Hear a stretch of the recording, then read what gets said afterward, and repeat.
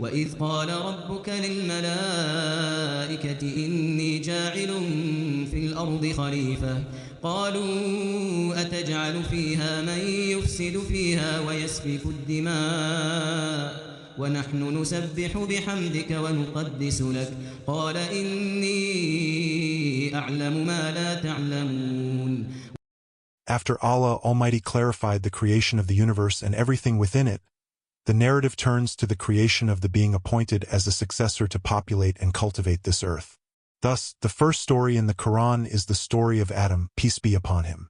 It is not merely a chronological beginning, but rather the onset of the entire human journey on this planet. Before we begin explaining this verse, there are two important points that must be mentioned. First, the stories of the Quran are not merely tales for entertainment or historical record.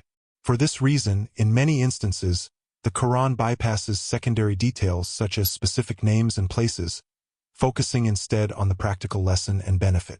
The primary goal of these stories is to strengthen our faith and reassure our hearts. The Quran does not recount a story that happened and ended. Rather, it presents human patterns that repeat across every era, allowing readers in any age to apply the lesson to their own lives and the reality of their nation, making the Quranic narrative a living lesson for our daily lives. Second, the Quranic stories are described as the true narrative because they originate from the all-knowing Allah Almighty, whereas historical records and ancient traditions were written by human beings, making them subject to forgetfulness, bias, and exaggeration. Claiming that older scriptures or books are more accurate simply because they are older is an incorrect concept. Age is not a measure of truth. What matters is not when a text was written, but how it was preserved and whether it was transmitted through an authentic, unbroken chain. As for the Quran, it is the verbatim word of Allah Almighty, preserved with absolute precision. Therefore, any account in ancient traditions or previous scriptures that contradicts the Quran is inaccurate and altered. The ultimate, reliable benchmark is the Quran. Whatever contradicts it is false, and whatever it states is the absolute truth as it occurred. In this context, the Quranic text opens with a divine command to the Prophet, peace be upon him, to recall to the people, and mention, O, when your Lord said to the angels, indeed, I will make upon the earth a successive authority.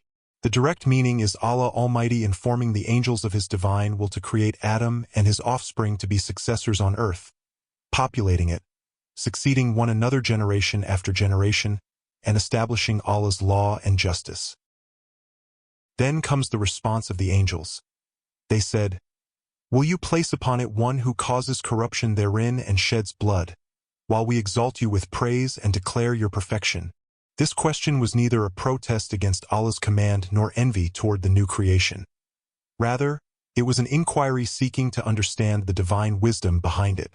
They knew this creation would possess desires and free will that might lead to conflict and corruption, either because Allah Almighty disclosed to them the composite nature of human creation, or from their understanding of the term successor, which implies dispute resolution, or by drawing a parallel with a previous creation that spread corruption on earth. It was as if they were asking, O Lord, what is the wisdom behind creating them, when the angels continuously glorify and exalt you without disobedience? The verse concludes with the decisive and profound divine response. He, Allah, said, indeed, I know that which you do not know. This is an affirmation that divine wisdom encompasses vast benefits beyond the comprehension of the angels. From this human race would emerge prophets, righteous believers, scholars, and strivers who worship Allah Almighty by choice, striving against their own desires and inclinations, which represents one of the highest forms of worship. And Allah Almighty knows best.